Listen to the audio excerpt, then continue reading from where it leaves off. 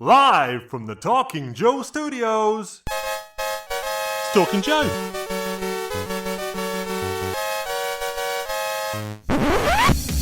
Talking Joe is on the air.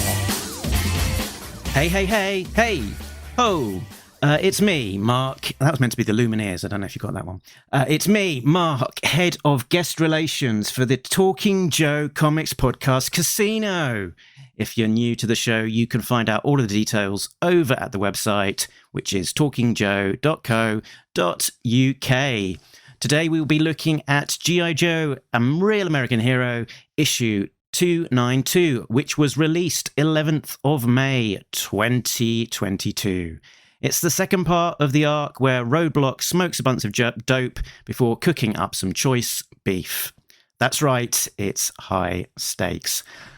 Joining me, as always, it's a Real American Tim. It's Tim Finn. Hello, Mark, and hello, listeners. Hi, Tim. It's we were just talking earlier, and it's been best part of a month because we've been doing things with our lives. I've been on holiday. I've been talking to British people about Action Force.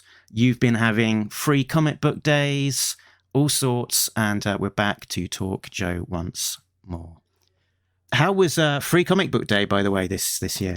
It was great. It is historically our busiest day of the year, and we had one last year, not 12 months ago, but on August 14th, because it was delayed because of the pandemic, and we got lucky. That managed to be the day that we reopened after our long closure for renovation, and that was a good day, but it was two things. It was Free Comic Book Day and our first day back, and also we had furiously unpacked that week. So it's sort of hard to compare this year's Free Comic Book Day with last year's. So not our biggest bang for a Free Comic Book Day this year, but that's fine with me because we didn't need the store to be packed the entire time because it's still a pandemic. And I guess there's no and also it's I should say the sentence is allowed to finish. No, there is an and. It's the end of the school year for me. Free Comic Book Day has always been a little extra hard because it's always right around that week that I'm doing a bunch of final projects and meetings at school. And many years, somehow we managed to have an event at the store 1 week earlier anyway. This has happened a bunch of times. And so having a Free Comic Book Day that didn't line up with one of my city's sort of local cultural events, or, the weather was good, but it wasn't perfect. So, maybe some people were going to come out. I know this sounds like I'm asking for fewer customers, and that might seem counterintuitive, but having every customer can be its own kind of stress. But Free Comic Book Day was great, and you're the store owner from Black Books. If you've watched that, I think he gets infuriated when customers come in and start interfering with his shop. My wife has shown me 2 episodes, and I know it's a favorite of hers. Part of also Free Comic Book Day, it is a kickoff to summer. So in a way that sort of the summer movie season doesn't have a kickoff anymore. When I was in high school, it was Twister or Jurassic Park. And then, 10 years ago, it was maybe a certain Marvel movie, but these big movies come out throughout the year anyway now. So for a comic book store, it can feel like the kickoff to summer. And that can be a double-edged sword for a store in a college town because some of your local population leaves. But at the same time, publishers sometimes roll out exciting events. Marvel and DC have historically had summer crossovers some year, and it's exciting to see. We get the Free Comic Book Day comics ahead of time. We don't get them the day before, but to sort of keep it special, we tape those boxes shut when we get them, once we've counted them to make sure that they arrived. And then we hide them because we are not allowed to display, give, or sell them before Free Comic Book Day, and there are repercussions if we do. Yeah. And so we check them in, we count them, we tape the boxes shut, and we put them in the back. And even if it's, a week or 2 or 3 ahead of time. I don't take them home ahead of time to read them. That actually doesn't feel exciting. I take them home the night before or the day of. And what was the big book this year? We always run out of the Marvel book and the DC book first. We didn't run out of the DC Dark Crisis sort of prologue, sort of preview. We didn't run out of that this year, but we're not, in terms of new comics, we're not a big DC store. And also, Marvel published 4 Free Comic Book Day comics this year, and DC published 3. There's an indie publisher, 10 Speed Press, although they're an imprint of a bigger publisher. And the first thing we ran out of was their excerpt of a new graphic novel called It Won't Always Be Like This. The author is Malaka Gharib, and she had a graphic novel come out 2 or 3 years ago called Their American Dream, My American Dream. And that was the first one we ran out of. And then after we'd run out of the Marvel Judgment Day, Avengers, X-Men, Eternals one, that's the one that I wished we'd had, 20 more of.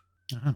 And to supplement, we had extras from last year's Free Comic Book Day for when we ran out, and also last year's Halloween comics giveaway that Marvel did, and the sort of version of Free Comic Book Day from Halloween 2 or 3 years ago. And were there any G.I. Joe free comic books, just Tim Finn specials, just to get G.I. Joe comics in people's hands?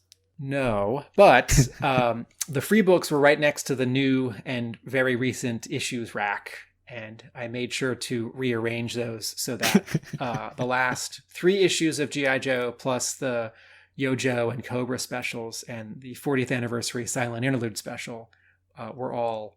G.I. Joe got a little bit more real estate on the new rack than it might, because I knew we'd have a lot of people coming in. Do you still have a few copies of the 40th anniversary special? Because I know people have been struggling to get hold of that one, because I think a lot of places underordered. Well, places are silly. Hub Comics knows G.I. Joe. Oh, yeah. Other places are silly. Hub Comics isn't silly. Be like Hub Comics. I'm going to work on that tagline. We should. I could talk about my shop or the end of the school year for a lot longer. We should talk about this comic book, this specific one. Comic talk, oh, comic talk. Larry Hammer writes them, Tim and Mark discuss them. Whoa, comic talk, oh, comic talk. Larry Hammer writes them, Tim and Mark discuss them. Whoa. Okay, so we are talking about issue 292, released 11th of May, which at the time of recording was just a few days ago. The creative team, writer, as always, Larry Hammer. Artist, as often, S.L. Gallant. Inks, as relatively new but have done a few, Maria Keane. Colours, as always, Jay Brown. Letters, as always, Neil Utaki. Group editor, as mostly always, Tom Waltz. And research specialist as well, Diana Davis. Let's have a look at the covers in the gallery. So we've got 3, which is a reassuring number. Cover A is a continuation of the joined up cover from Freddie Williams II, with colours by Fariza Kamaputra. Cover B is from S.L. Gallant, with Mindbender and Cobra Commander in the casino on the front. Colours by Jay Brown. And cover RI, retailer incentive cover, art by Jerry Kissel, colours by Cullen Davis. Duke whacking Cobra Commander in the kisser. What did you think of these ones, Tim? So the Freddie Williams II one, I have spoken a lot about these, so I'll do the 1-sentence version. This is a good composition, considering that it has to be a composition for its own issue and also a much larger composition. I know I shouldn't do a double take on. Do you ever find yourself doing this? You see someone draw Storm Shadow and you think, quick kick. and I know that Quick Kick doesn't wear a shirt. Also, I know Quick Kick's dead, but the red sort of bandolier on this Storm Shadow, and we tend to see Storm Shadow with a mask, and some artists he's not wearing his mask. It's quite unusual. If Quick Kick is Bruce Lee, and you take Storm Shadow's mask off, and you give him a bigger mop of hair, right, and you draw him really small and far away, like he starts to, as a character type, as a martial arts character type, look more like Bruce Lee. And so my brain says, oh, there's Quick Kick. Helix has not quite a full costume. She's wearing her sort of yellow, although there's a lot of green in this yellow. But there's no the sort of armor or the sort of waist stomach piece or like a breastplate or a chest piece. It just sort of looks like she's wearing, a shirt and pants, and then maybe she's got a hood or a scarf or something. But she's grabbing a sword, which is cool. Yeah, Lifeline's got a pistol in this one. Yeah, we've gone back and forth on sort of where he's a pacifist and where he's not. Before we get to cover B, so last episode I was building up to a sense of somewhat mock anger and frustration about these covers apparently trailing the return of Serpentor, which of course will never happen. But now, well, the story.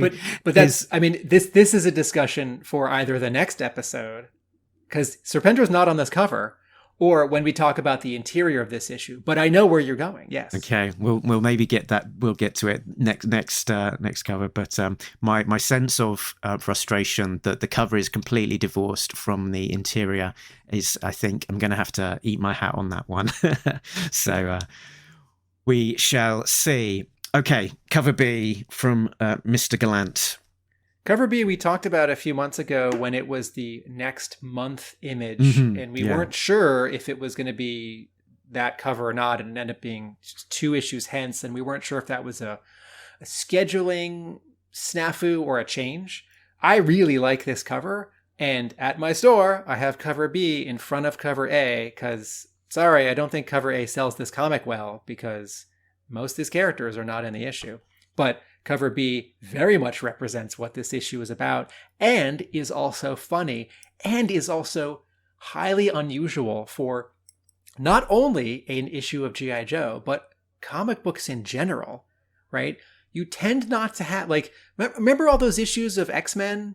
Like early on in the Hickman run, or like in the mid-'80s when Magneto was sort of a good guy and was training the New Mutants. Remember all those covers of X-Men when Xavier and Magneto are in a golf cart, slowly wending their way through a casino, laughing and talking with each other while people are getting zapped or brainwashed in the back, right? Mm-hmm. Like, this is a really, if you think of G.I. Joe covers, you might think of Mike Zeck covers where there's a lot of tension in the physical form of 2 people fighting or posing with weapons drawn, or like blasting, or an Andy Kubert cover of some people posing or some vehicles flying by, or a lot of Shannon Gallant covers in the IDW run where 1 or 2 or 3 Joes is posing with not much of a background, or like one color in the background, or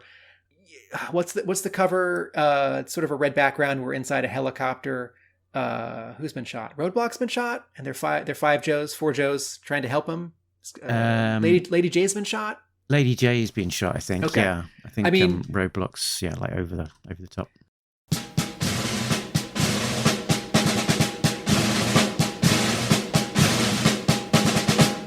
Fact-checking Joe here. Tim is thinking of issue 198, which does have Roadblock on the cover with a gunshot wound. They must have been getting confused with issue 172, where Lady J is shot and Roadblock is standing over her. The situation reversed. 10 up. There's no one description of a cover. You have 2 or 5 or 10 sort of general types for covers. The cover that this most reminds me of, and that's not even, and this is a long time ago in the IDW run, but the Shannon Gallant cover where Serana is beating Mindbender with a giant novelty molar in a dentist's office, although that cover doesn't have a background, because it's unusual and it's funny and maybe even absurd. And this is not absurd. This is just highly illustrative. Like what I'm saying is, to a lesser extent, we don't get as many story covers as we used to in comics, and that includes G.I. Joe. We get a lot of, people posing or Spider-Man swinging or Batman on a gargoyle. This is almost a scene just from the comic book. What also jumps out at me about this cover is there's a lot of great logo design and typography in it. The Cobra Casino logo is prominent. It looks great. The little cold slither, right? And there's a cute joke. Little cold slither font treatment on the slot machines looks great. What I'm assuming are actually LED screens that say "Play Virtual Texas Hold'em" on the Brainwave scanner. Like, that's really striking and good design work. And I'm going to guess it's Neil Uetake, but I don't know. And this is also a little unusual in that there are no Joes on it. There are only Cobra characters and civilians, right? It's like, when might that have happened? Like the Millville storyline. And then also, this is a personal thing that doesn't mean anything to anyone. But when I first saw this cover, because of the purple and the metal, the people who were getting brainwashed, I actually thought they were night creepers. My first impression of this cover was, hey, night creepers, because I identify G.I. Joe through color. So if I see purple, magenta, silver, gray, and lavender, I'm going to think night creepers. I love this cover. Excellent. And a lot of very natural body language there from those civilians over on the right there, in a queue, waiting to get on the virtual Hold'em brainwave scanners. And, you're in a queue, you're waiting. What do? You're on your phone. That's what they're doing.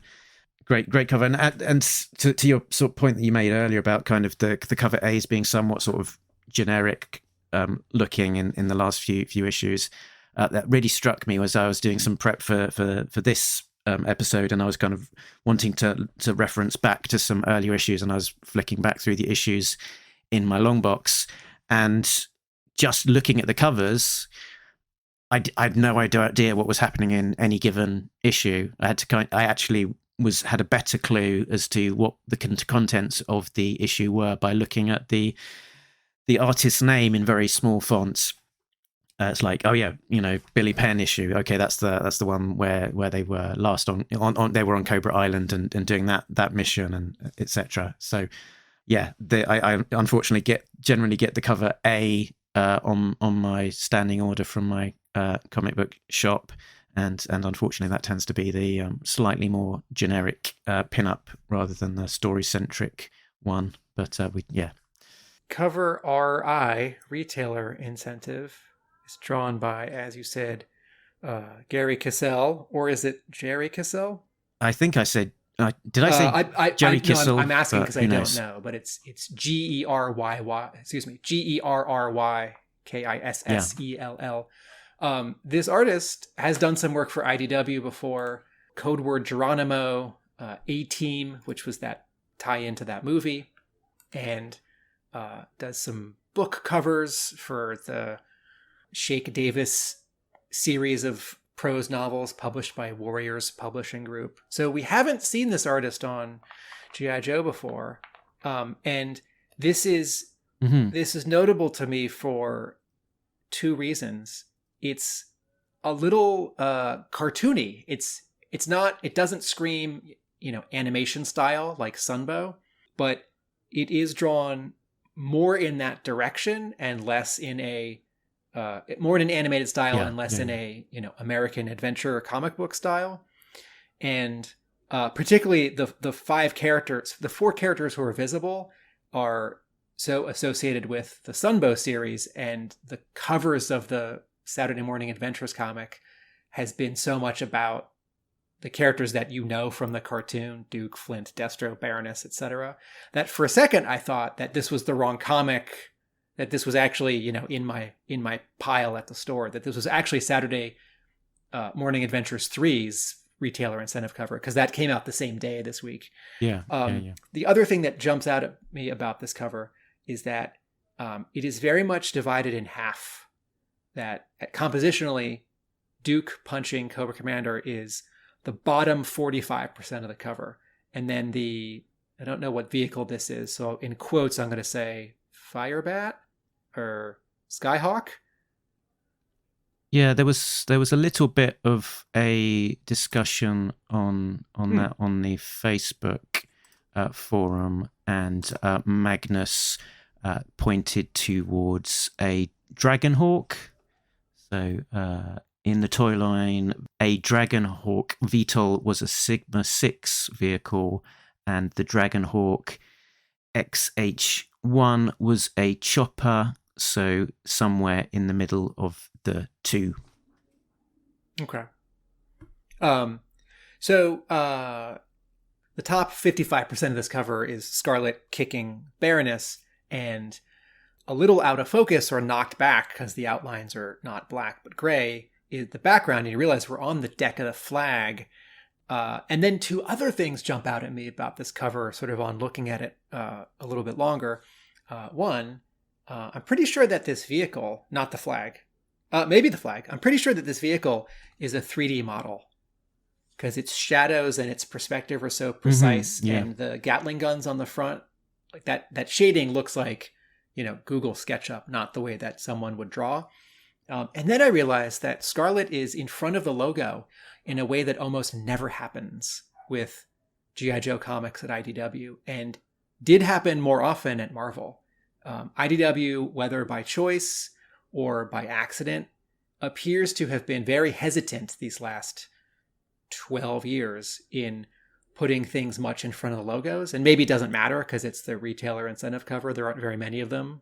They're tending not to be put out for sale to sell the comic, but as like rarer things. The cover is also quite dark. Duke really pops, but there is a lot of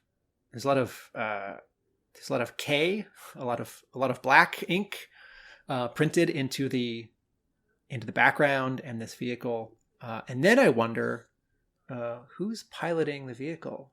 Do you know from toy research or from that Facebook discussion? No, they didn't talk about it. I'm just zooming in on electronic version because I've got the black and white art. What's the vehicle called again? It looks a little bit, I think it's an slightly imaginary vehicle. By the way, I'm fine with an artist making up particularly a Cobra vehicle. I'm totally fine with that on a cover. This would not be a case where I'd say, this should have been the Firebat. You got it wrong. It's like, no. There were so many weird sort of half and half vehicles in the movie tie-in lines and some of the exclusive lines in the last 10 years. And that's the kind of thing you'd see in the cartoon anyway, where in one scene in one episode, someone would just make up a vehicle that doesn't quite match an actual vehicle. And that reads as fun rather than as a mistake. Fair enough. Yep. We'll I think, go with Wild Weasel as a placeholder for who that is anyway. So, yeah, let's move on to the plot breakdown. In the aftermath of their last mission, the Joes are on the Tomahawk in the Transcarpathian Mountains, transporting their prisoner, Wotan. Dawn tells Scarlet about the memory leakages from the original Snake Eyes, including his feelings for Scarlet. She speculates that the brainwave scanner might be able to rectify the situation.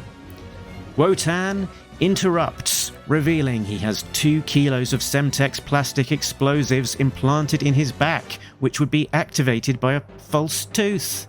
His tooth is yanked out, but in the confusion he grabs a grenade, but is pushed out of the helicopter by Throwdown. Scarlet grabs Sean, saving him from the same fate that befell the original Snake Eyes. That is falling with a grenade and getting blown up. On Cobra Island, the Cobra Casino is just weeks from opening, but Dr. Mindbender is concentrating on his personal project. For Project 1, he wants Laura to capture Snake Eyes again, and so that he can be replicated as an entire corps of cloned Cobra ninja assassins.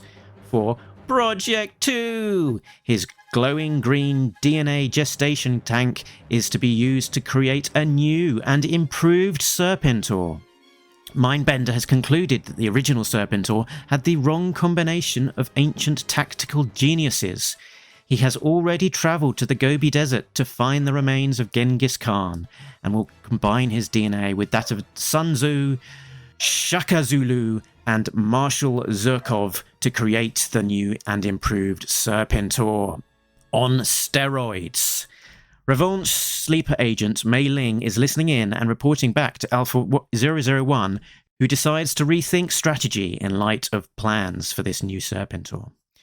And finally, in the High Sierras, Wade Collins is at Snake Eye's cabin in the woods and receives a letter from his son Sean, telling him about his friends at the Chaplain Assistant's motor pool, which makes him think that he needs to go pay him a visit.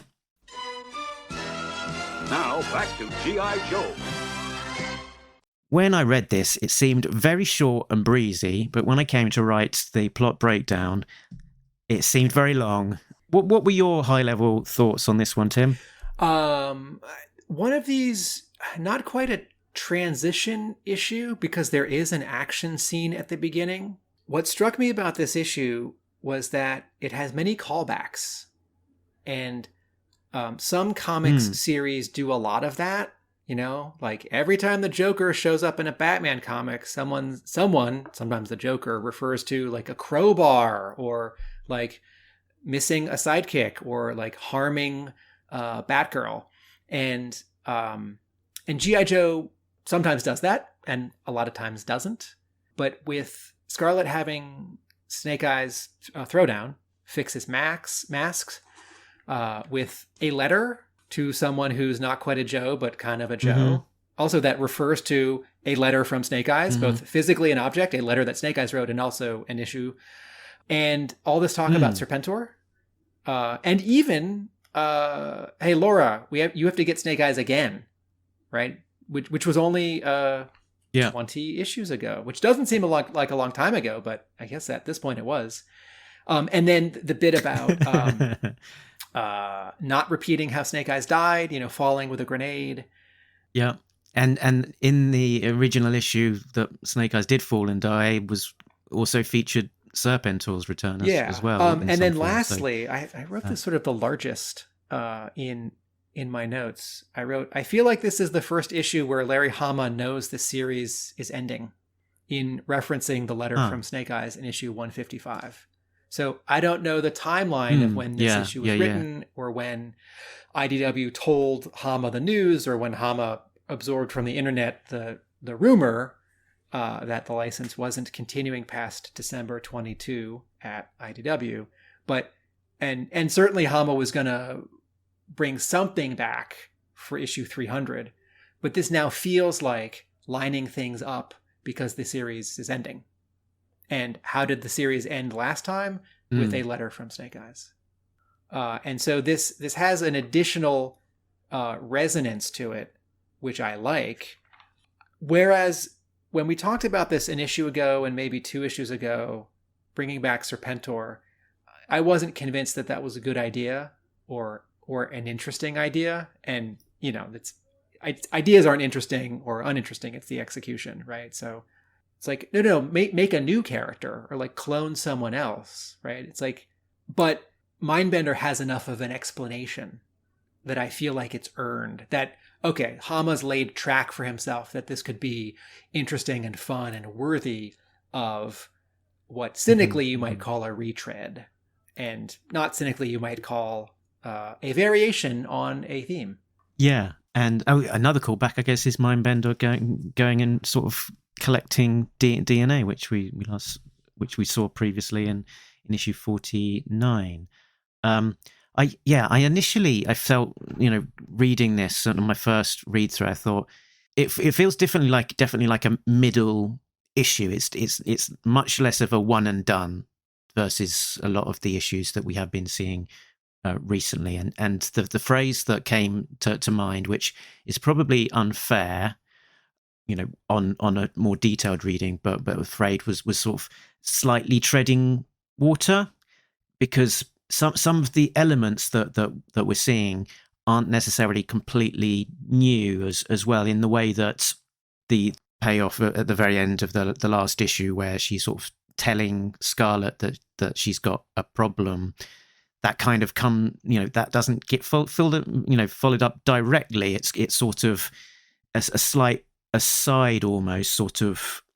It's not segueing directly. She sort of follows it up on the plane, almost as if that original conversation hadn't quite happened. And similarly, Dr. Mindbender's plan to capture Snake Eyes and all of his other shenanigans has been. It sort of seems to have had a few runs at it. So we've had very similar scenes 3 times now. We had the Billy Penn issue in 287, where he's in the casino with Laura, and he sort of starts alluding to his schemes. And then again, we had Laura and Mindbender, where he's sort of filling out a little bit more detail of those schemes. And in this issue, it's even more detail of those schemes. And it kind of a parallel in my mind, which is niche, is the Adam Buxton podcast, where annually he catches up with his former comic partner and director Joe Cornish, and over the last few years they have a Christmas special, and Joe Cornish reveals a little bit more of a specific anecdote where he met Tom Cruise, and they call it the Doodle story, where he just fills him in on a little bit more detail of exactly what happened in that story each time, and it's just sort of been drawn out for somewhat of this hilarious effect, where you get the story and just a tiny bit more detail, and you have to wait one more year to hear the rest of it. Tangent, but we're kind of seeing a little bit more of Mindbender's schemes each time we have these scenes of him and Laura. And last issue, even, he had that moment where he said that he needed Snake Eyes to die, and then they fill that out in a bit more detail again this time. So last issue, Mindbender said that they had to kill Snake Eyes, and she kind of pulled a face, kind of indicating that she wasn't completely happy with that. And again here, she says, is it necessary to kill the original Snake Eyes for this plan to work? That's the whole point. It tips the whole balance of power. And he asks, would it be a problem? She says, no, not a problem at all. It doesn't matter at all that instead of leaving me for dead in that corridor, he carried me to safety and left me where our medics could find me. What did you say? I didn't catch that. Oh, I was just nattering inconsequentialities. So we get a bit more of that filled in. Sorry, Tim, I feel like I've been monologuing. No, that's okay. I was about to. I had a DC Comics comparison that was probably going to take me a good monologue to explain. I agree with you that Mindbender and Laura having this discussion on a couple of levels repeats things that we have seen. And I think a little of that is writing for a monthly comic book instead of writing for a graphic novel. Mm-hmm. And this comic book has always been written for the monthly comic book. You know, at the beginning of every scene, all the Joes say everyone else's name out loud. Mark. And the thing that sticks out at me. So the path is clear to replicate the most formidable G.I. Joe Commando Ninja into an entire corps of Cobra Ninja assassins. So immediately I thought, it reminds me of the Cobra Ninja Viper, that mail-away action figure from the late 80s, which is the recolor of the original like a Storm Shadow, but in figure. Yes. And because before the Night Creepers, there was no story sort of, for those Ninja Vipers, but Cobra would have a bunch of ninjas, not just one ninja. And here, Cobra would have a bunch of ninjas. I trust Hama, if this happens before issue 300, to make it interesting. I would be sad if it sort of happens and 6 of them come out of a clone tank in 299, and then there's a truncated fight in 300, and it feels like there was no time. So I think I sort of hope it doesn't happen. Or maybe just one evil Snake Eyes pops out of the tank before someone breaks the tank. Speaking of truncation, this is sort of an unfair and lazy swipe, and I apologize to our most sensitive fans who this might offend, but I can imagine Snake Eyes versus Evil Snake Eyes on the cover of an issue of Devil's Due in 2004. And it being really cool, but also silly and sort of not earned. And the DC Comics analogy that I'm going to make is, since we were talking about Free Comic Book Day, the big event about to happen in DC is a miniseries called Dark Crisis. And it's trying to top sort of all the other big events like this. Final Crisis, maybe Infinite Crisis, I'm not sure. Dark Knight's Death Metal, I'm going out of order. And the original Infinite on Crisis Earths. Crisis on Infinite. Crisis on Infinite Earth, thank you. So my problem is that, so Grant Morrison introduced the Multiversity several years ago, this cool, weird miniseries. And the idea was there are 52 different Earths. And each one most of them are ones that we've seen in like an Elseworld special or this variation of a character in one sort of, quote, what if story. Well, we can put them on that Earth. So if we want to go there and have more adventures, we can actually go and they have a place, as opposed to some miniseries or special that was just a one-off in publishing. And there's a scene at the beginning of Dark Knight's Death Metal where someone's holding a map or describing the multiverse, the multiversity. And they're either holding a piece of paper or they're describing it. And they say, imagine 52 Earths on this map. And then they flip it over and the back is black. And they say, this is the dark multiverse. And I thought, no, that doesn't make sense to me. That would just be a 53rd Earth. Or let's go back a step. The multiverse isn't 52 circles on a piece of paper. It's a floating cube. That's a three-dimensional map. And the Earths aren't circles, they're spheres.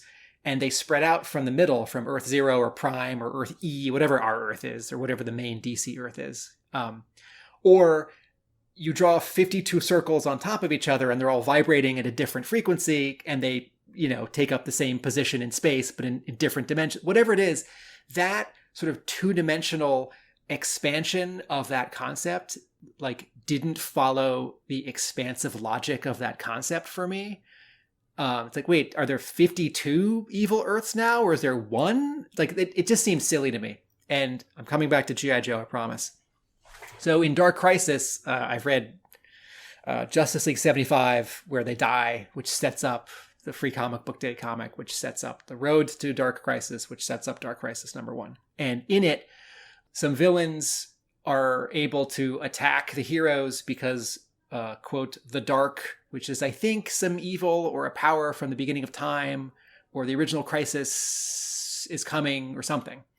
And it doesn't actually seem either linearly an escalation of previous crisis stories, or more than linearly, parabolically more of a crisis. It seems like all the nouns have just been swapped around in the sentence, and it's just the next one. And I don't feel that the stakes are higher. They're just telling me the stakes are higher. And so let me get back to G.I. Joe. Snake Eyes and Storm Shadow are the best ninja on Earth. They're the best fighters, and they're already on a team that has the best of the best, right? And so when Snake Eyes and Storm Shadow fight Red Ninjas, I feel like they should be second best or third best or 10th best, right? Or if they're 20 Red Ninjas, 10th through 21st best. And we tend to see all these stories where, the Red Ninjas are taken out pretty quickly. And so if you now have this story where we might get an army, quote unquote, of Snake Eyes clones, I feel like that scene where they fight Snake Eyes, or they fight Snake Eyes and all the Joe ninjas, Throwdown and Dawn and Helix, that would need to be a triple-sized issue, because what you're now saying to me is that the best fighter on Earth is fighting himself in multiples. This term isn't quite right for it, but it's the stakes creep, the next DC event for this summer, I'm being told it's a bigger deal, but I don't feel that it's a bigger deal. I feel like it's kind of just the same thing again. It's no, but this time the entire Justice League died. It's well, I wasn't they all just sort of disappeared at the end of issue 75 of Justice League, and like they'll be back in the middle of the story or at the end of the story. So I'm worried that if there's a scene upcoming where Snake Eyes or other Joes fight a bunch of evil Snake Eyeses, that it'll remember the Scorpion, all the ninjas on top of each other. I try not to, but yeah, every so often it does come back. It was issue 127 in the Andrew Wildman run at Marvel, and then it makes the cover. So Firefly has been revealed as a ninja, and he's like the Stinger on top of like, that was a little silly and very, very cool when I read it at the time. But I think some readers probably just found it silly. And, you know, some of that hinges on the artist pulling it off, the amount of space they're given, the actual fight choreography that's being written, and the dialogue. And as soon as I saw this panel of like an entire corps of Cobra ninja assassins, I wasn't thinking like, oh, they're going to infiltrate the pit and like it'll be a high stakes, haha, that's the name of the story, battle with the Joes, like, you know, issue 50 in reverse. I thought, is this going to be like a Scorpion of ninjas in like a, you know, like a 6-page scene in like one room at Revanche, or in Mindbender's lab at the casino on the island? So it could be fanish and not work. It could be authentic and well done. It could sort of not happen because there's not enough time. It could turn out really cool and really well. It could turn out okay and sort of a mixed bag. But I'm a little concerned about the idea from the get-go. Yeah. Yeah. That's my very long take on this one word balloon of dialogue in this scene. I had something that sort of slightly niggled me about this one as well, which was that Dr. Mindbender's plan is to capture Snake Eyes and clone him and kill him. So why does it matter to him if he has the data on Snake Eyes from the original brainwave scanner, if he's just going to capture him again? Because surely he can re-extract memories if that's what he needs. He doesn't know that the original Snake Eyes is dead. So it seems that it only matters that he has the original memories because the original Snake Eyes is dead. And that means that there's then a route to bringing the original Snake Eyes back, maybe as a clone, maybe something else with his own memories, if that makes sense. It shouldn't matter to Mindbender. Yeah. It only matters because of knowledge that the reader has that he doesn't have. Yes, thank you. This was a thought that was mostly formed in my mind when I read this scene, and it was like, wait, Mindbender doesn't really need the body, does he? I think he needs the body because if they can get, whether it's Throwdown or Dawn or a person, that creates drama for Laura when she can confront, let's say, Throwdown again. And that is a scene I look forward to reading, but Mindbender seems to be acting a little out of story logic here. Mm-hmm. Yeah, and I think possibly you could no-prize it. My half-hearted attempt would be that the original brainwave scanner with the memories of Snake Eyes is somehow superior still to Dr. Mindbender's efforts to recreate that same sort of functionality. So the kind of the level of lifelike memory that is stored from brainwave scanner number 1 is better than what he would be able to extract on his newer brainwave scanner. So that's why it is useful to have those backups. My no prize was that the trauma of unleashing evil Snake Eyes clones on the Joes would be increased if it happened while Snake Eyes was captive. That if the Joes are just having lunch and evil Snake Eyes show up, there's sort of hope. Like, well, Snake Eyes, Throwdown and Snake Eyes are here. Let's all stop them. But the scene I'm imagining is something more like the Joes are in this lab. Snake Eyes is tied up like he is on the cover of Yearbook 3. and evil Snake Eyes are popping out of a tank. And so the Joes don't have. I keep saying Snake Eyes like it's actually him, and I think half the time right now I mean Throwdown, and half the time I mean Dawn.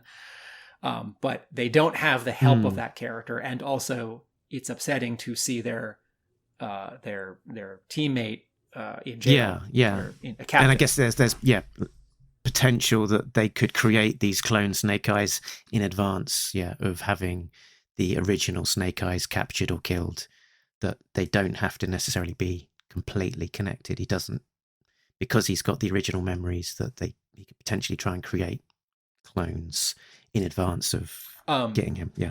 I also wonder, so Mindbender has 3 plans, and the third one, heavens no, this is another project altogether.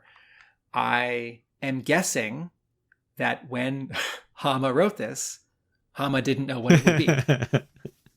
Because Hama, as his other Facebook page tells us, has been making it up as he goes along for his entire life, for his entire professional career of writing comics. And I'm fine with that. And it might come to nothing might, whether there was an issue 301 or not, nothing might come of that. Or, the Joes crash this party in the next 7 issues, take care of projects 1 and 2. And then, several years down the line, someone says, like, oh, Mindbender, I've got this plan. It's this project from a long time ago. And the asterisk would say, see issue 292. See, I read that line slightly differently, where he's, heavens no, this is another project altogether. Heavens no, this is another project altogether. He sort of then segues into talking about correcting his mistake with Serpentor. So I read that as being unconnected to Snake Eyes, but moving into the Serpentor plan with his new Serpentor DNA. So he's creating a new Serpentor with some new DNA in the mix, which includes a couple of names. Shaka Zulu. He was the founder of the Zulu kingdom from 1816 to 1828. He was one of the most influential monarchs for the Zulu, responsible for reorganizing the military into a formidable force via a series of wide-reaching and influential reforms. We've also got Marshal Giorgi Konstantinovich Zukov, 1896 to 1974. He was a Soviet general and marshal of the Soviet Union. During World War II, Zukov oversaw some of the Red Army's most decisive victories, including the Battle of Berlin, which resulted in the defeat of Nazi Germany and the end of the war in Europe, as well as the real Genghis Khan, which we'll get onto in a bit, I think. Maybe we can get onto it now, because so when I read this scene, so in this flashback with rounded corners, let's not forget. Oh yeah, I was very excited. I was very excited by those rounded corners. Mindbender says, from this I can extract the DNA of Genghis Khan. And this scene appears to be about either the real burial place of Genghis Khan or another burial place of Genghis Khan. And when I read this, I thought, wait, I thought Genghis Khan was in the original Snake Eyes. Serpentor. And I thought, excuse me, I thought, wait, wasn't Genghis Khan in the original Crisis on Infinite Earths? I'm pretty sure that Genghis Khan is in Serpentor in the animated series. Mm-hmm. And in Arise, Serpentor Arise, Part 3 and Part 4, Duke is heading to the burial site of Genghis Khan to head off Cobra, right? Because what we get in sort of half of an issue in 49, we get in much of the 5-parter Arise, Serpentor Arise, which kicks off season 2 in September of 1986. And then I thought, well, surely if it's in the animated series, it's definitely mentioned in the toy file card. And the toy file card mentions Napoleon, Caesar, Hannibal, Attila the Hun, and that's it. And then I thought, okay, before we record this episode, Mark is definitely going to have checked issue 49. Mm-hmm. So is Genghis Khan already in Mindbender? Excuse me. Is Genghis Khan in Final Crisis? So issue 49 is quite a dense issue. They sort of open up with Destro and Mindbender robbing an Egyptian tomb, and in the helicopter that they go into. As they escape from the tomb, they are asked, "Did you run into trouble down there?" And Destro replies, "Nowhere near the trouble we had in finding and stealing the great Khan's bones from the Uzbekistani desert." And indeed, later on, they're looking at one of the tanks in the laboratory, and there is one labelled Genghis Khan. So the idea would be that definitely back in 49, Genghis Khan was part of the original Serpentor mix. I think what they are alluding to in the script here is essentially they're saying that the Genghis Khan that they used for Serpentor number 1 was not the real Genghis Khan, that they found him in Mongolia. So they say it was very convenient for the tomb to be in Mongolia, but they think that he must have died somewhere else, that died during his last campaign to subdue the Western Zia.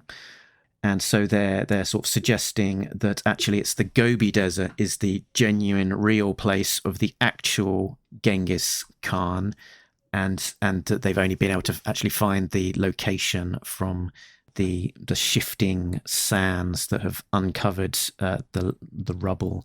The oddity for me, though, is that they suggest that the tomb in Mongolia was covered by riverbeds for hundreds of years, and that made DNA recovery impossible because it looked like they were kind of using his DNA in that original mix, although I guess it was just a bare Skellington. So maybe they stuck the Skellington in there, but it didn't have any DNA on it.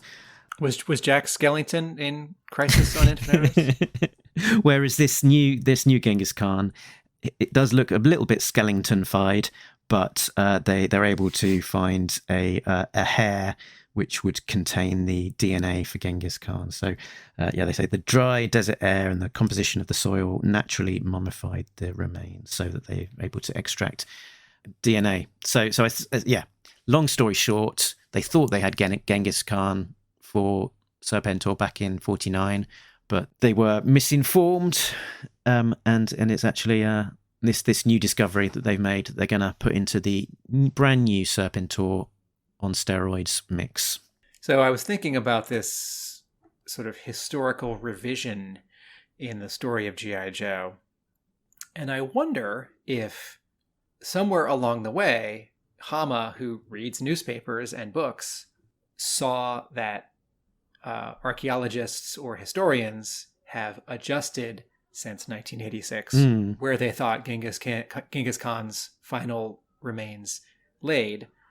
And then in writing this issue, Hama thought, I could incorporate that additional historical accuracy into this story. Or just if he just did his own research and thought, I want to do the Genghis Khan thing again, because maybe it was a little bit vague originally. I sort of wonder, in writing an issue like this, I don't think Hama's going back and reading all of issue 49, but maybe.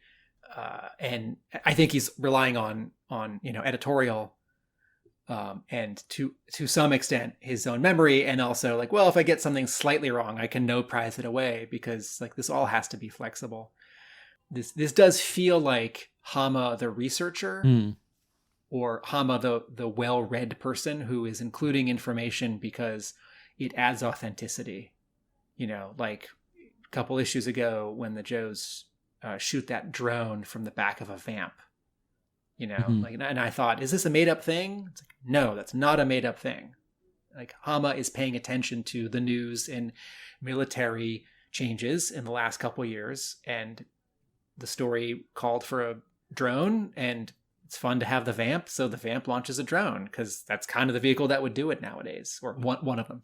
I'm just looking at the Wikipedia page. There is a page called The Tomb of Genghis Khan, which has all sorts of speculation about where he could actually be. It's unknown and an area of much speculation and research. The site remains undiscovered, though it is strongly implicated the most likely location is somewhere in the vicinity of the Mongol sacred mountain of Burkhan Khaldun in the Khenti mountain range.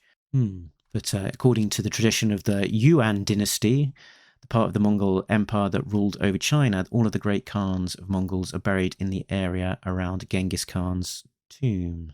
The site's name in Chinese was Qinian Valley. The concrete location of valley is never mentioned. So all sorts of rabbit hole of historical research you could go on to to read to bring it to life. Yeah.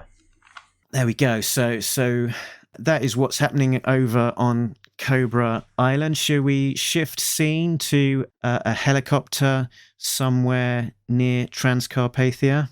Yeah. What a good scene. I guess it starts off with the whole Dawn sort of opening up and talking about these memories and feelings that she's been having. So yeah, we sort of speculated on that ourselves about is there any sort of confusion there? And it seems that they're a little bit powerful, disturbing memories, and also feelings for Scarlet as well. I'll skip ahead to maybe one of my favourite lines of dialogue actually, which is what's he called? Mongoose.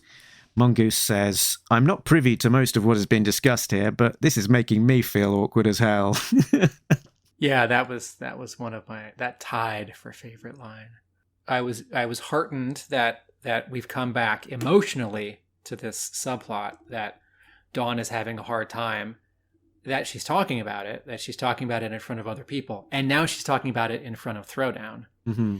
And later in the issue, she says, or in this issue, maybe a good place for them would be in Sean. And I nodded when I read that, but then I also thought, well, it's still two people's memories in one person. That's still hard. And a thought that struck me is like you've got these memories that maybe don't belong in your head, so maybe you want them taken out. But why bring Sean into it? Maybe he doesn't want old Snake Eyes' memories bunged in his old noggin as well. Yeah, I think with Sean writing a letter to his dad, there's another attempt made at positioning Sean as the next Snake Eyes, as sort of family that he could be. I mean, and he says Scarlet is like an alternate mom, and I don't think that's enough groundwork for Sean taking the original Snake Eyes' memories back and becoming Snake Eyes, re-becoming Snake Eyes, the new Snake Eyes. But I think if you're freaking out in a helicopter, you might say that. And then maybe later on, everyone says, oh, no, that's not the best idea. It's not the best idea. I think the expected or fanish decision would be to clone a body and put the memories into them and then say that that's Snake Eyes and Snake Eyes is back from the dead. And maybe that Snake Eyes then immediately gets killed and it's hard for us all over again. I don't think Larry Hama would do either of those, because I take him at his word when he has said in the letters page 2 or 3 times since Snake Eyes died, Snake Eyes is not coming back. I don't think he's being cheeky. I think he's dancing around this because it's an interesting topic. And, if this is too wacky and it's like, wait, this is resurrection and brainwaves. It's like, no, we've had this since Dr. Venom in issue, 17 or 15. And he's said things in the letter pages that wouldn't ever happen, which have as well. So yes.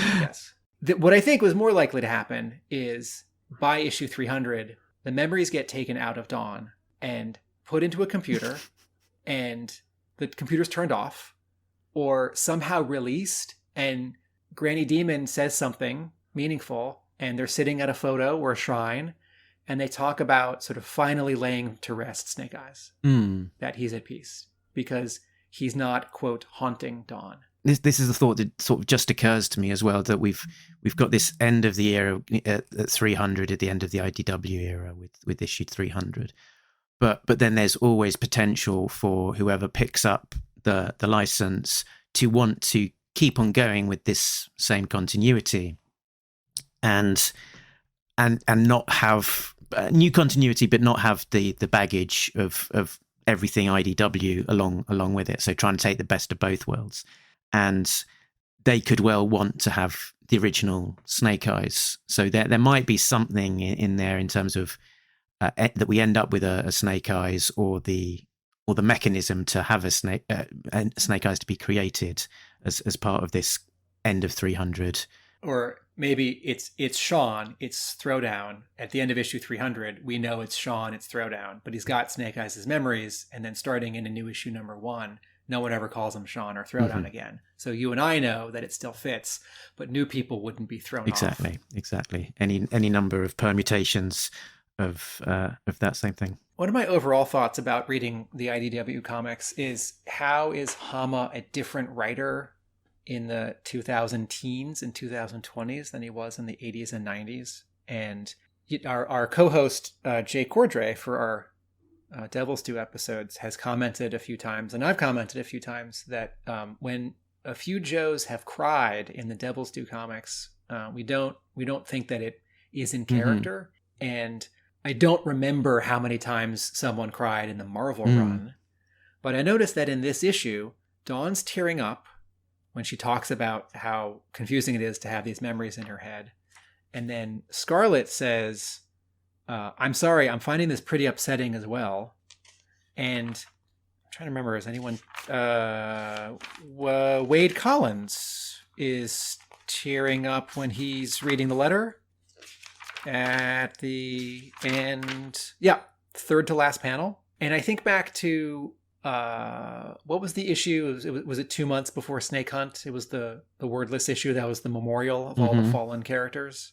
Someone wrote about that issue later in the letters page, and Hama indirectly referred to how difficult that issue was to write. He said something like, you're staring at a blank page, and the memories come back, and the tears start flowing.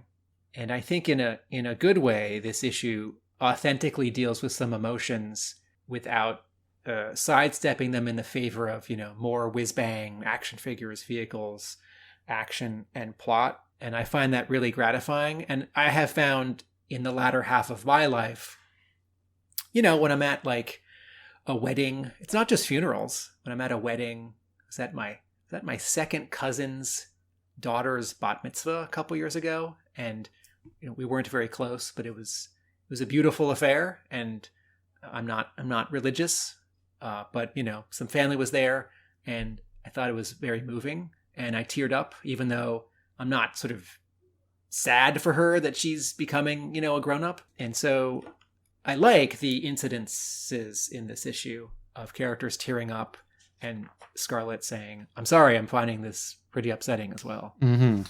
I was almost that scene in the helicopter. I was almost tempted to stick it in Error Detected, but it's not an error, out and out error. It's just a slight oddity, which is just Dawn talking so openly in front of Wotan about the behind the scenes story of her memories and Sean as well, where she says, if anyone should be the repository of those memories, it should be Sean. If only we could capture Dr. Mindbender's brainwave scanner, we might be able to rectify the situation. That is, if that Sean wants to take on the burden.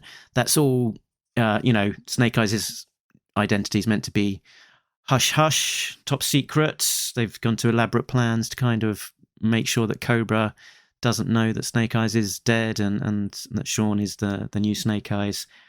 So it seemed a bit strange to be talking quite so openly in front of Wotan, and hit for him potentially to get that knowledge, although that problem is very quickly taken off the board. Right. I thought this too. I thought, wait, this is very personal to be talking about in front of a prisoner. And I thought two things. One, not that the Joes would do this, but are the Joes just going to put a bullet in this guy's head by the end of the issue? They know it doesn't matter what they say in front of him. And then, yes, story-wise, it gets taken care of. But I'm going to no prize this away as helicopters are really loud and the doors open. And even though physically, if, Mongoose and Stalker can hear it, so could Wotan. But I'm going to no prize this away as they're rotor blades and he can't really hear. Yeah, he's got a mask over his ears, of, as his bank robber mask. And it's slightly exacerbated by the dialogue. So Dawn and Scarlet are sat next to each other, and Mongoose is opposite them on the other side, further away than Wotan is. So if Mongoose could hear it, you'd think that Wotan could also hear it. But Wotan says, "Ha ha ha ha! All of your concerns and worries are moot." And I thought initially that might mean them worrying about personal issues and working them through and being upset. But it could quite easily just be Stalker's previous bit of dialogue, which is, what's wrong with the prisoner? Is he choking? Worrying that he's choking. That is moot. But either way, it's still a bit strange.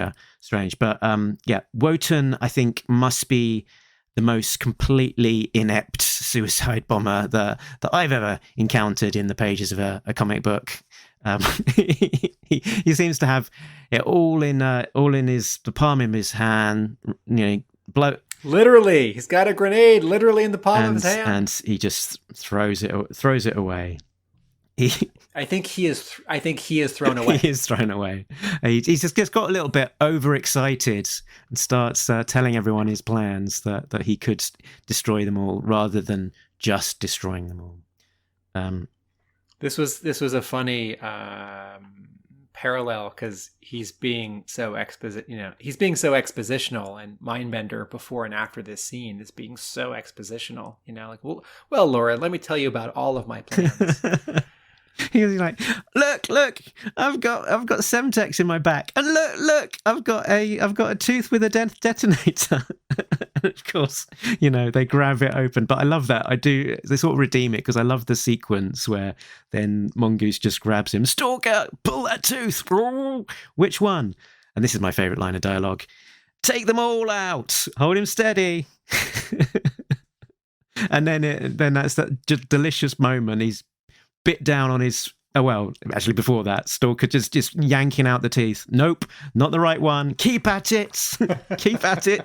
And keep at it. He just bit me clear to the bone. He's been chomped down on. Got it.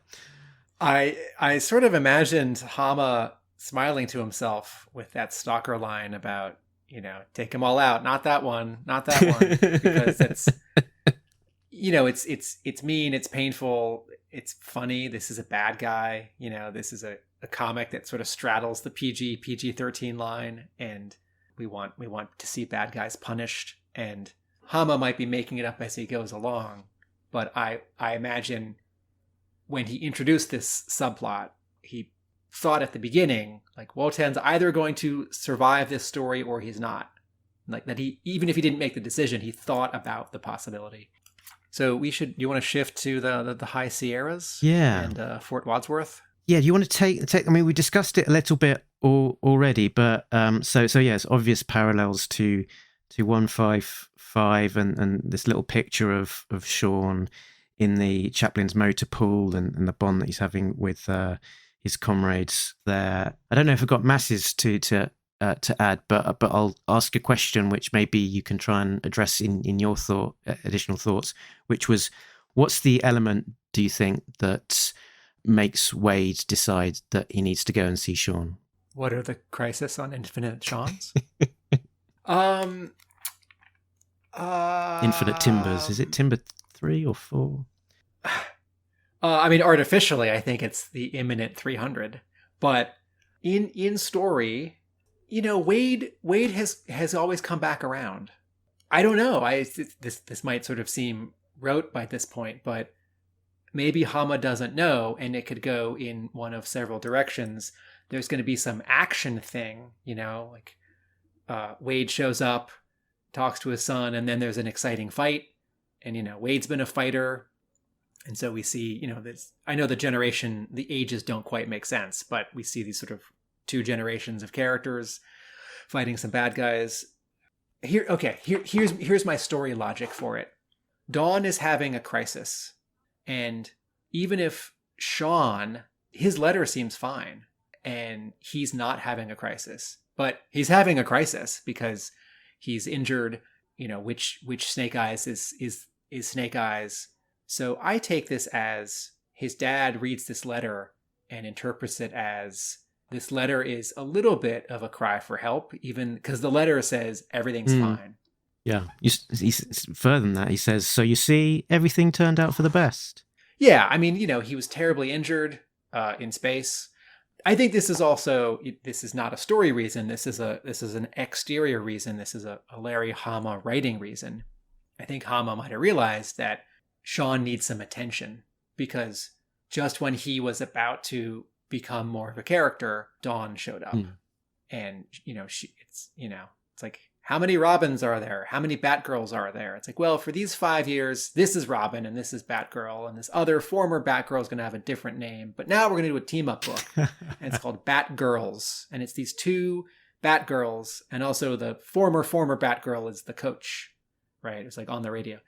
I think it was time for Sean to have something significant to do or to happen to him. We've gone through everything on my list of talking points. So apart from this in capital letters, no letters page again. Yeah, I'll my guess is once again that the book's got some scheduling challenges. The letters page is always the last thing to do. It's kind of a pain, and it's easy to drop it. And at this point, even though the readers may want it, the letters page doesn't make them any money. And maybe if they run one more ad, they make some money. Get someone else to buy Animated Adventures, because that seems to be the ad that keeps replacing the letters page. The same one. Yes, the same one. But yeah, I mean, for me, I think it's a key part of the value proposition. I've said this before of buying a monthly. If you wait for the trade, it can be cheaper. You often get all of the covers in the back, and it's a satisfying read to have it all in one go. If you're getting it monthly, you're getting the story, but you're also getting a few extras that you don't typically get in the trade. And the main thing is that you get that one extra page, which is the letters column. And when you're getting it, I think we're missing out on something from the monthly. I will admit, I have never enjoyed the IDW letters pages as much as I enjoy the Marvel pages, because the Marvel pages, the font is smaller and a little more compressed, and I feel like we always got 2 or 3 or 4 letters, and in the IDW letters page, there's always a long introduction and 1 or 2 letters, and sometimes a little negative space at the end where there's just some weight of the page. But that said, Tom Waltz, this is about to end. We need this interaction. I need to hear from Hama, even if he's just saying, thanks, keep reading. Even if it's your gentle, sort of post Stan Lee, Carnival Barker, like, wasn't that a great issue, everyone? Thanks to Lethal Larry and Shannon Gallant and, fantastic Jay Brown, and get ready for part 3 next month. It's like, I don't need that part, but that's part of it. I really need this right now because this thing's wrapping up and I'm sad. I do, in case any of the fine folks at IDW are listening to this, I do want to offer, maybe no one has written letters in the last 2 months. I know one person has. Okay. Yeah, I think that's much less likely, but maybe it's not all on the overworked editors. But I would say, even if there are no letters, I could just use 3 paragraphs of padding from Tom Waltz, and then like 1 more panel from this issue reproduced in black and white, and then a little blurb about next month that isn't very specific. Like, even if we're not going to have dinner, offer me an appetizer. Leave me a little mint on the pillow. Tell me there's going to be a mint on the pillow, even if there's no. But we do get next month cover the Freddie Williams cover. Next month we get Serpentor on the cover, and we speculated again last time.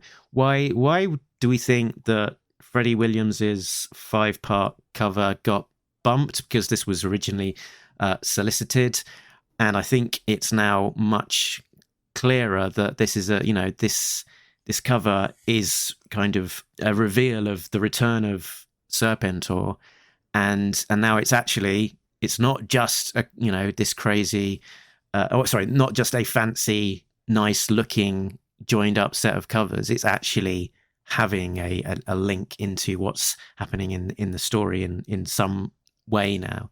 So yeah, interesting that that's actually happening, that these covers are, with the delay, they're tied up with what's happening in the story. So I wonder, could possibly at one point it have been the idea that this Serpentor story might have happened earlier, or could it have been that maybe they saw these covers and thought, is there some way of tying the story to the covers, or it was just completely coincidental? I wonder how that interconnectivity worked. Yeah. Who's the old man who brings the food? So yeah, we're getting into I Spy territory now. Oh, before we do that, let me just do 3 quick nods to Shannon Gallant and Maria Keene. You already referred to great body language on the cover. That follows through with Mindbender's pose in the golf cart on pages 1 and 2. The way that he's got his foot up, and Shannon Gallant. All these vehicles are hard to draw. A curved golf cart like that, very hard to draw. That's with no payoff, right? Like, that's not a difficult to draw G.I. Joe vehicle that people will say is cool. That's an ugly vehicle. You draw it well, and it's an ugly vehicle. Great bit of storytelling on page 17, where in the second panel where we're getting this letter, and this might be in the script, but we see Sean writing in the foreground, Stalker and Scarlet in the middle ground, and there's a window in the wall, and through the window we see Mongoose and Dawn starting the repairs of the vamp that we carries out in the next page. And this is a small thing, and it's not genius. It's just a small, great thing that anytime you have a wall, you can put photos or art on the wall, you can put a window on the wall, and you can show something happening. So just as a way to bring those 2 characters back into the scene a little sooner, that's great. And then there's great body language on the next page when Stalker comes in. You have this gag of the motor oil and the hood of the vamp slamming down. And actually on the next page, you got some nice body language, of them hanging out in Stalker's office, and Mongoose is sucking on his thumb, his poor thumb. He's bitten, and then having the hood of a car slamming down on it as well.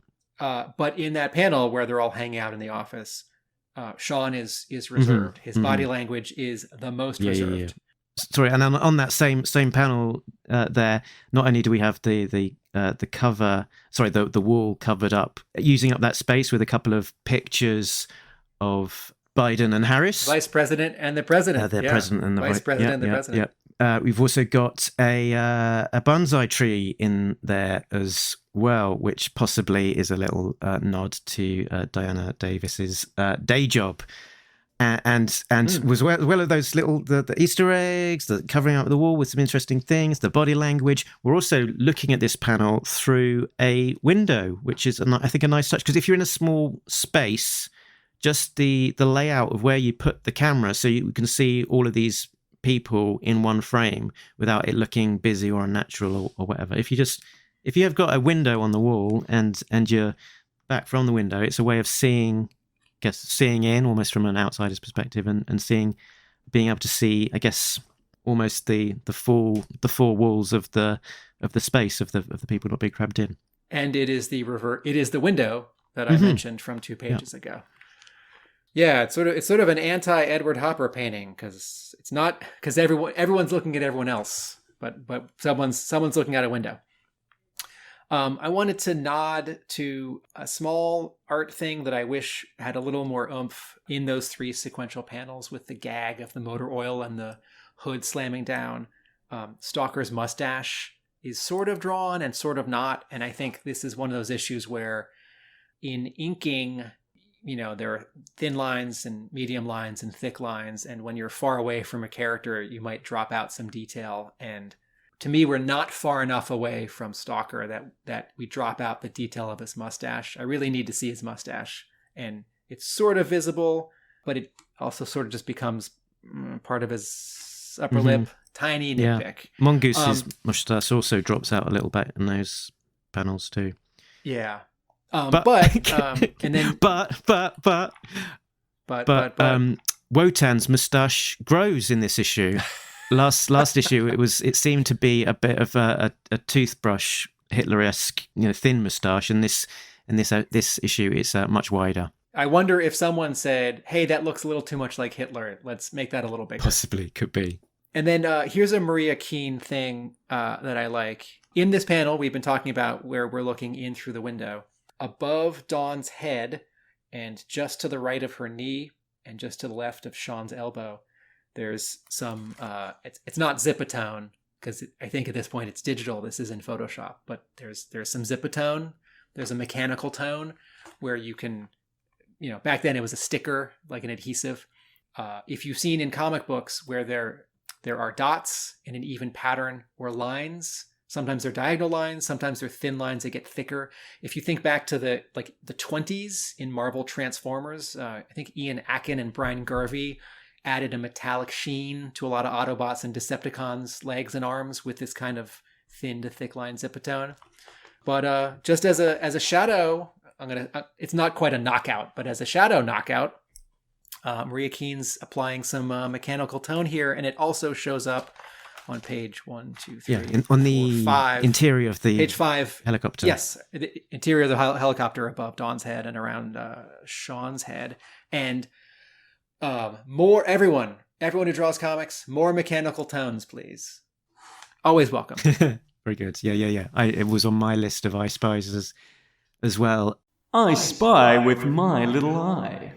So let's get more into the I Spies. So you mentioned Cold Slither on the slot machines on the front cover for cover B. Did you also notice that there's a tease that Cold Slither would be playing at the Cobra Casino on page 1? Oh, okay. Yeah, I was reading page 1 so quickly. I thought, welcome, grand opening, Cobra Casino, RESTA something. And then I just kept going. Yes, that's a good one. My I Spy was going to be the vice presidential and presidential photographs in the office. But here's a fun one. On page 16, when Wade gets a letter from his son, his cast shadow covers the address so that Hama need not figure out the actual mailing address of Snake Eyes' cabin in the High Sierra Mountains. But there is a return address, which has been drawn in by hand by Gallant and Maria Keane. This is not a lettering bit of type. And the address is 210 New York Avenue, Staten Island, New York, 10305. And that is an address for the Gateway National Recreation Area on Staten Island as part of the National Park Service. Real life Fort Wadsworth location. And then sort of related, this one I don't have a satisfying look at me, I know how to Google bit at the end. But on the next page, this panel we keep referring to where they're all in the office together, we're looking through the window.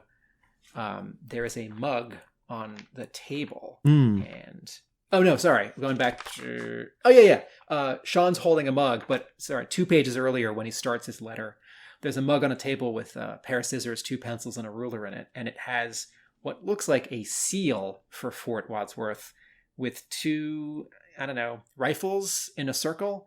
And I looked for a Fort Wadsworth seal or logo, and I couldn't find it. It did not look very hard. This may be an army seal that I'm not searching for in the right way. This may be a little thing that Gallant sort of dashed off. This may be a very specific reference that Hama sent his artist and, was pretty small.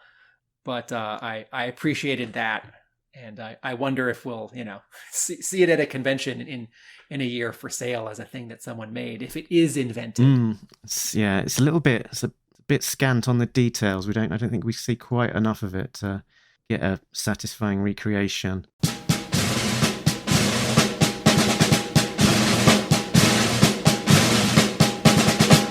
Ten Huts. Fact-checking Joe here to let you know that artist Shannon Gallant has confirmed that this logo originated in a panel of G.I. Joe issue number 3. It is of crossed rifles encircled by swords, and Shannon has attempted to include this several times before, including on water towers. Now drop and give me 50. Yeah, just you talked about the delivery of that letter to Snake Eyes, and it was delivered by his letter and his food was delivered by Gramps, who runs the local store in the High Sierras. And funnily enough, I was just reading the issue where he possibly first appeared. I'm not entirely sure, but he was definitely seen back in issue 192. When the original Snake Eyes and Scarlet were driving up to the cabin. That's great. When I saw this, I thought, is this the Viper? The window wiper from the Viper is coming? It's like, no. He shows up as a Devil's Due Easter egg because, is this Willie Lumpkin? Like, no. The mustache is wrong. He doesn't have glasses. I think we touched on this, that there's this Cobra Casino logo, which has this sort of delightful element of the casino chips sort of running as the lines on the logo, which looks great and is apparently all SL Gallant originated. Dr. Mindbender's got this beautiful Cobra buggy, the golf cart you talked about as he's driving around the casino. It's not beautiful. It's ugly. It's ugly in a beautiful way. And on the back there is a bumper sticker that says, "How's my driving?" Continuing on from the sort of shenanigans that we've seen the BATs getting up to in the background as they've been in the kitchen frying up various things there. They're continuing to work away in the background here, doing various things, getting the casino ready, sort of carrying carpets and laying down material on the various gaming tables. The one that struck me was that we're seeing meat being put into cold storage by the bats wearing white butcher's coats. Everyone, there was a Dr. Venom action figure in the 25th anniversary line. I think he was a convention exclusive, and he has a white coat. Or is it not going to work with the white sleeves? But we can all make this version of a bat with a white coat. If any of the listeners, if you can make a version of the bat in a white butcher's coat, possibly, ideally carrying some meat. Please do share it and let us know, and we'll put it up on these socials. We've had bats, battle android troopers. We've had BAATs, right? Astronaut android troopers. I'll go with that. Am I making that up? And this is the bat, the BB butcher battle android trooper. BBAT butcher battle android trooper. And when you take off its hand, instead of applying a claw, it is just a very, very sharp kitchen knife. Okay, next up, we're on bats. So Mei Ling is the Revanche casino worker bat. We saw Betty previously in 289. So they're continuing on with the Revanche casino worker bats. They've not forgotten about that. And that's me done. That's all of my I Spice. Embedded in the Mindbender riding the golf cart at the beginning is Mindbender enjoying a beverage in either a real pineapple, because this is an island off the coast of Florida and Puerto Rico, right? Or and it's got an umbrella and a straw, or it's one of those ceramic novelty oversized mugs that's shaped like a pineapple. Thank you. Yes, we definitely needed to draw attention to that as well. So good one. So as we know, there's G.I. Joe issues are perfect and we can never find anything wrong. Or can we? Error detected. Error detected. No prize incoming. So my first error detected comes on page 18. In this 3-panel, this is a technical thing. In this 3-panel sequence of the oil getting spilled and the hood slamming down, the hood slams down on Mongoose's hand, but it's covered by a narration box, so you can't see it, and so the joke isn't visible. And I understand from context what's happening. And, he is sucking on his thumb on the next page. And I think the bandage is from Wotan biting him. But this is one of those cases where, between writing and penciling and lettering, a different amount of information and arrangement of elements. It's like, well, if you move this word balloon over, you're going to cover up someone's head. You can't do that. It's already a little bit of it's not a breaking a rule, but it's already a little bit of a thing done less often, where some of these narration boxes cover the gutter and bridge the gap between one panel and another. So I was sad that I didn't get to see that thing landing on his hand, because that's a little payoff for the scene. And then but I'm going to forgive letter Anil Yotake, because there are so many great sound effects and treatments of sound effects in recent issues. Even this issue, the explosion that takes out Wotan, Whomp, WHOMP. There's a great curvature to it. The O gets bigger, so it's sort of medium, then big, then medium again. So it somewhat maps to the sort of rounded nature of the explosion. And then number 2, doesn't Wade Collins have red hair? I would have said no. I would have said that he's blonde, like a dirty blonde. But when Mark Bright was drawing all the... Am I just misremembering this? The clones remind the CGs without masks in the Mark Bright run have red hair, and by red I mean it's colored orange. Huh. So I know that back in the Vietnam flashbacks, he's probably always wearing a hat or something like that, or a bandana. And I understand here that it's graying, right? The sides of his hair are sort of gray, but I'm seeing sort of a light brown. See, your classic Fred from the Wiggum era is blonde. Yes, blonde. Right, you are. So, yeah. Maybe Return of Cobra Commander era. Bright is leaning slightly closer to orange, but no. I think the model is blonde with old age darkening to brown, and grey is fine. Sorry, by bright you mean colorist Bob Shea during the Bright era. Yes, of course. I'm gonna. There's a precedent for this with Hawk going from blonde to blonde, or brown again. So close enough, right? The scenes clearly identify who this is, so I wasn't confused. But it is always exciting to see blonde characters in comics, because I got blonde hair. Very good. I had a super pedantic, other than the points that we've talked about a little bit before about kind of maybe sort of more storytelling oddities, which are less errors and just as, issues with the story. I had a couple of super nitpicks on the sitrep page. We've got Dr. the typo. Yeah, 2 typos. Dr. Mindbender concocts a nefarious new plan.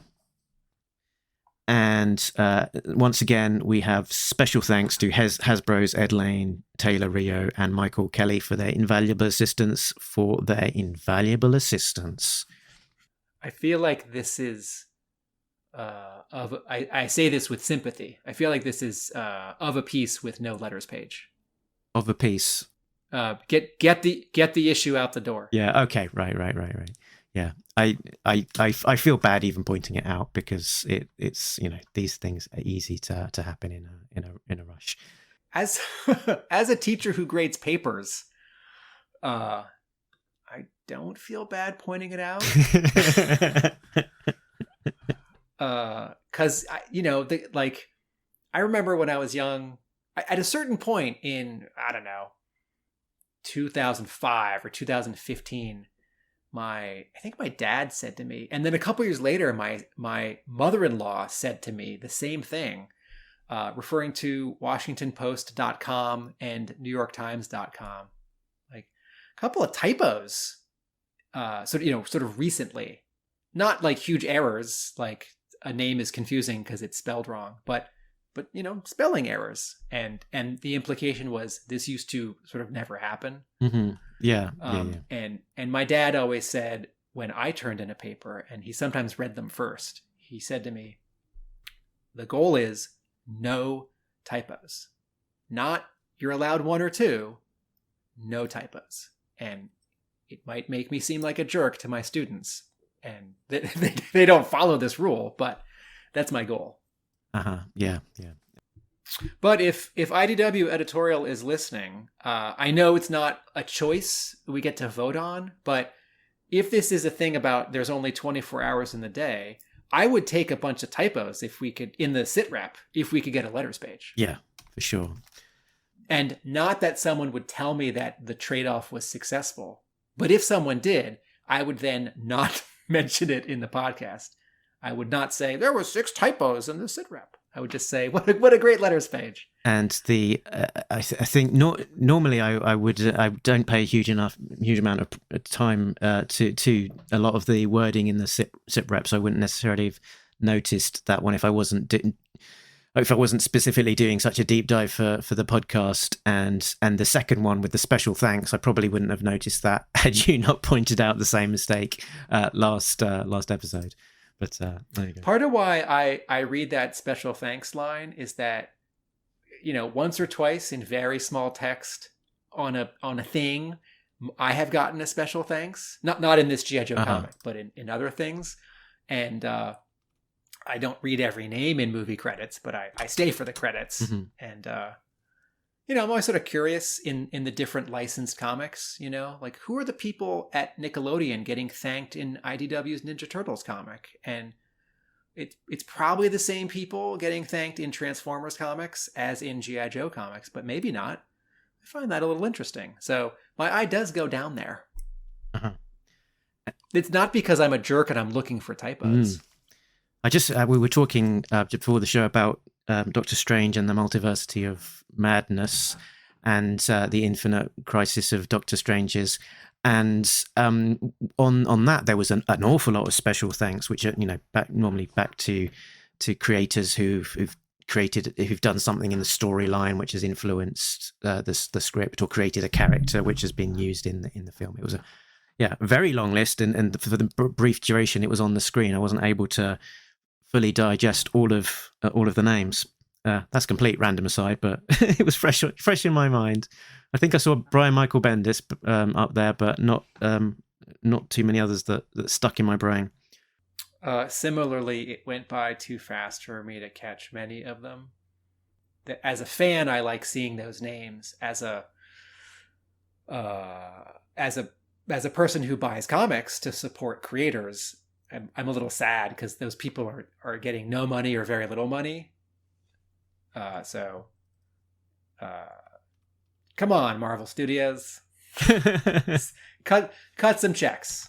Yeah, and then there's a bit of detective work at the end of it by various articles sort of trying to figure out why they were thanked, and often the creators aren't entirely sure themselves. Like, I'm not entirely sure what I did to get the thanks, and then they can't try and work it out. I go, oh, right, it's that thing.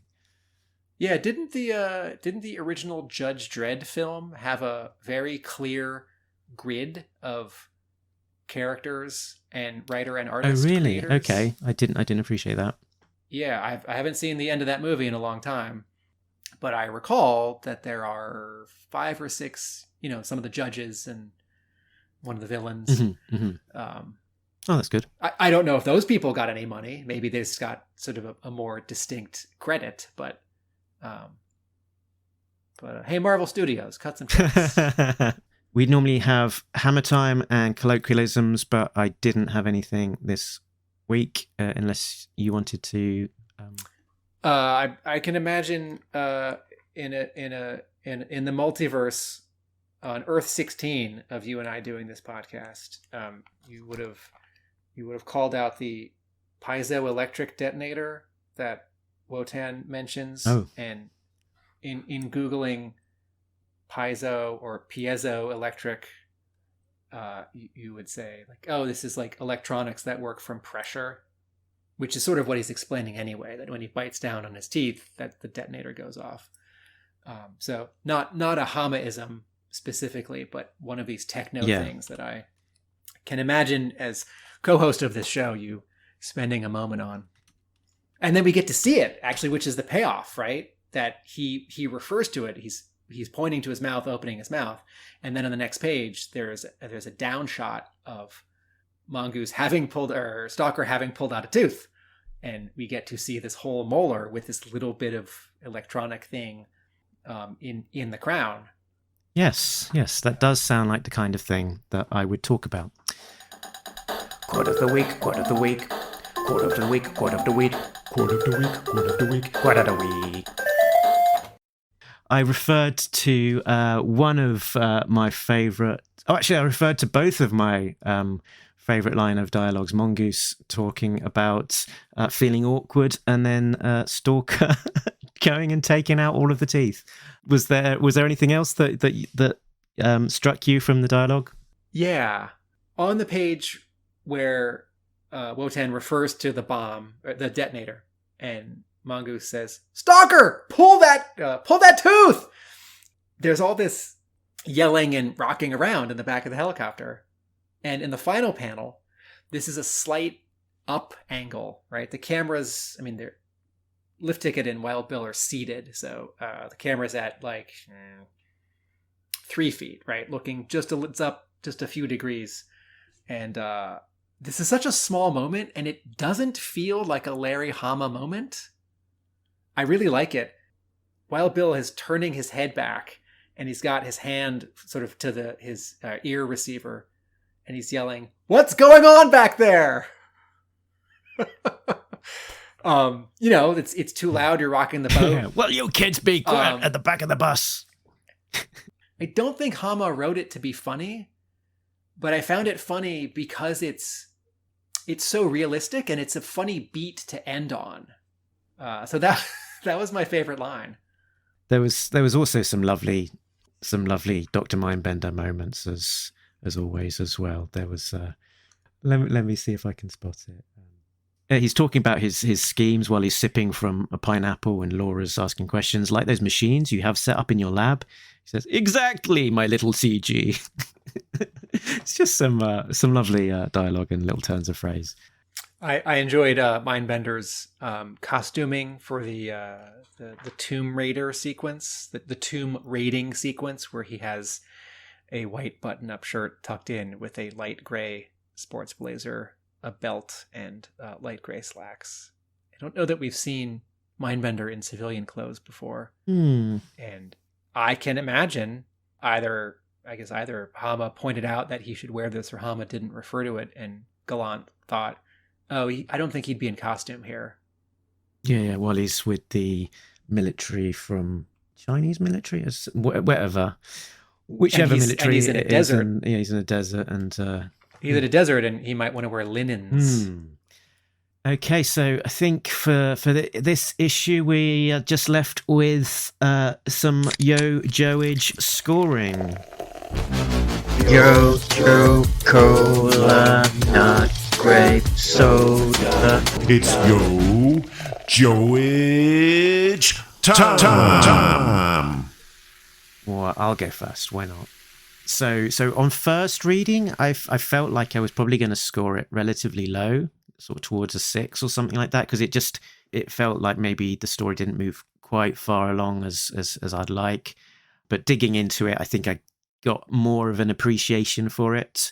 And yeah, overall, I did enjoy it. And the story is going in all kinds of slightly crazy directions, but I'm all for it. I'm properly jumping in with both feet. Serpentor's coming back.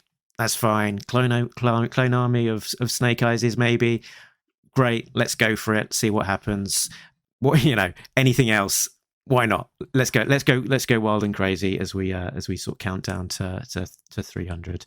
So I think I'll land on about a 7 for this overall. In terms of a comic that I would give to someone to read, 6, because it's a transition issue. But in terms of for all the content and the forwarding of threads, so my actual vote is 7. Very good. Question: what did we ask this week? Let's find out as we speak. So this episode I did get round to doing listener questions.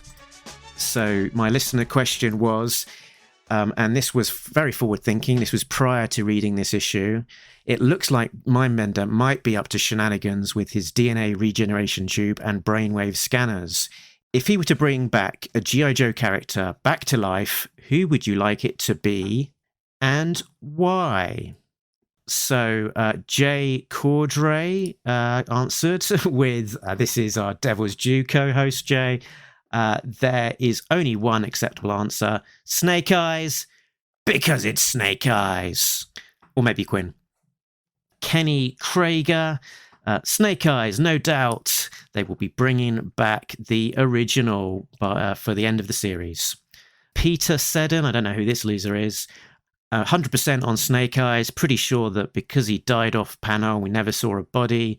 In comics, that means that he's still alive and you don't even need to worry about cloning. Yeah, imagine that they clone him, and they've got a Snake Eyes, and then actually the original Snake Eyes wasn't dead and he turns up as well, and then we've got like 4 Snake Eyes running about.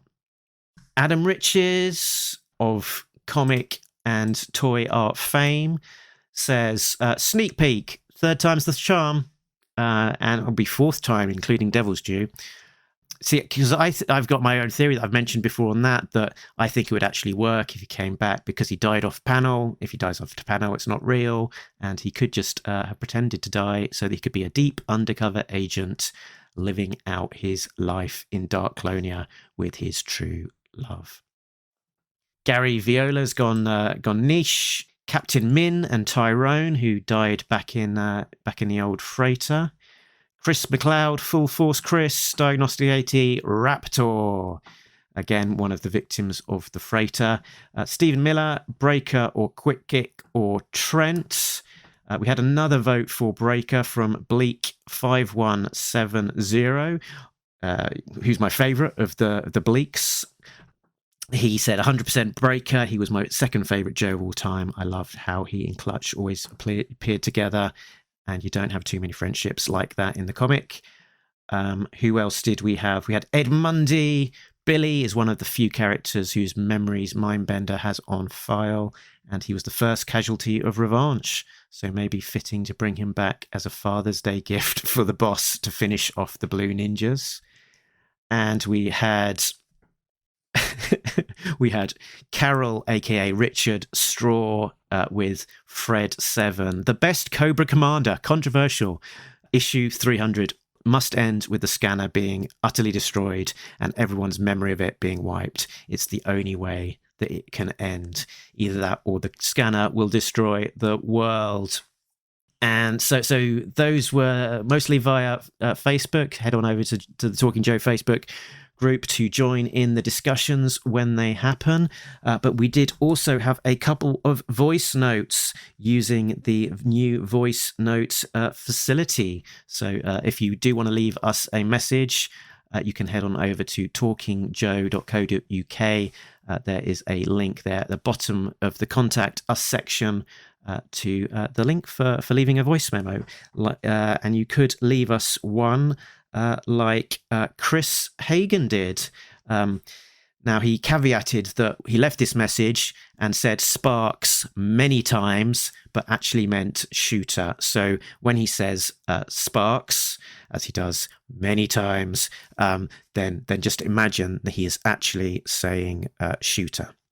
So, Dr. Mindbender is up to shenanigans, and I'd like to see Sparks come back to life. And I have no idea why Dr. Mindbender would bring Sparks back to life. But I think Sparks should see the ripple effects of her sacrifice and how her one action at the very beginning allowed an ever-expanding G.I. Joe universe to grow and all that came from that. So bring back Sparks so that Sparks can... see the effects of her sacrifice. So that's alluding to Shooter, one of the original Joes who died in G.I. Joe Classified. An interesting selection there. So next up, we have Skinny, who left us this message. This is Skinny. Most people would probably want Serpentor, Doc, Quick Kick, Breaker, one of the mainstream characters resurrected, but what I was thinking was Mangler. You could have Dr. Mindbender go back to the site and collect his DNA for regeneration purposes. Then you could have a storyline where Mangler didn't die instantly, that he was left to lay there and suffer. And during that time, he built up a hatred for the G.I. Joes, kind of like a Wade Collins type of arc. And then one of the themes that Larry usually had was revenge is not the best option. So you could import that into the series as well, like a little mini-series. There we go. Evil Frankenstein. Mangler. Any thoughts, reactions to that list, or ideas of your own of who you'd like to kind of randomly appear back as one of Mindbender's minions? Well, Shooter is interesting because it's from the one Devil's Due story that Hama wrote that Hama counts in his continuity. If I'm remembering that correctly. Did he write two? There's some of the Devil's, some of the Storm Shadow. Frontline. One of three. Mission That Never Was, Frontline 1 through 4, Declassified 1 through 3, and then which makes me think of that first arc of G.I. Joe Origins at IDW, where Hama had sort of the villain before Cobra Commander, and I don't remember if he died. I think he did. I think he fell. I don't want this guy to come back, but if we're throwing out interesting ideas, sort of who are the characters that have died, who it would be a surprise, and I don't even remember that guy's name because I haven't read the story since it came out, but I like that story, so I do want to reread that story. So that guy, I think he had glasses. I think he had sunglasses and a baseball cap. I think he went around wearing a freaky painting mask thing. When I was thinking about this, of who you'd like to come back in sort of slightly kind of left field replies, I thought about Voltar with his crazy old pink costume, because he was another one of the cadre that was wiped out in the freighter, and we've not seen since. But he appeared briefly in the books, but never properly fleshed out. So yeah, he's out there, crazy wacko, and maybe do something with him. And after this, I asked this question. We've sort of seen a bit more detail of the upcoming issues from the IDW solicits, and as we know, you can't necessarily always read too much into these because they're often written before the actual story itself has been written, and as we know, Larry Hama makes it up as he goes along, so he's not going to be held accountable to sticking true to what's in a solicit blurb. But in issue 296 solicits, and if you, Tim, I don't, if you want to be spoiled, maybe just put your fingers in your ears for a couple of seconds. But blah, blah, blah. He said maybe the answer is all of the above, because he talks about Dr. Mindbender resurrecting dangerous villains and heroes alike in the hope of creating the deadliest Cobra army ever. It'll be up to the warriors of G.I. Joe to foil their arch enemies' evil machinations before it's too late. Game for the fate of the world is barreling to a calamitous conclusion, and it's time for every single player to go all in. All in, that's a betting term. Ha. New and classic heroes and villains will fill the pages, including some shocking appearances as the fan favourite creative team of living legend Larry Hama and S.L. Gallant begin the final treacherous march to issue 300. You're safe now, Tim. Do I sing the jingle yet? I was going to point out as well, we got some solicit dates. We've got next up 293 is currently solicited for June 8th, 294 June 29th, 295 July 13th, and 296 July 27th. Now we know we can't always we can't always trust these dates not to move, but we might be seeing some fortnightly G.I. Joe for a little while. And if anyone can do it, SL Gallant can do it. Tim? It's hubcomics.com, realamericanbook.com, talkingjoe.co.uk. Thanks to our backers. Yeah, thanks to our backers, Richard, Sam, Bill, Christopher, Justin, who are getting early access to episodes and exclusive content. If you want to be like them, be the cool kids on Patreon, follow the link from talkingjoe.co.uk, which is our website, links to Facebook, Twitter, Instagram. Leave us a recording message, leave us an email, and do all of those things. Tim, where can people find you? Hubcomics.com, hubcomics, and realamericanbook.com. Very good. You can find us next time on Talking Joe, when we will be talking about ARAH 293, High Stakes, Part 3. Hopefully some point in June when the issue comes out. We'll also be catching up to talk about G.I. Joe Disavowed in our look at the Devil's Due era. So I think we can now sing our way off into the distance because we're done. But as always, nobody beats Yeah, go on. Sorry. Yeah, you had a couple words left. But remember, nobody beats Talking Joe, a real an international podcast. Crikey. We ended up talking a lot longer than I thought. Laters.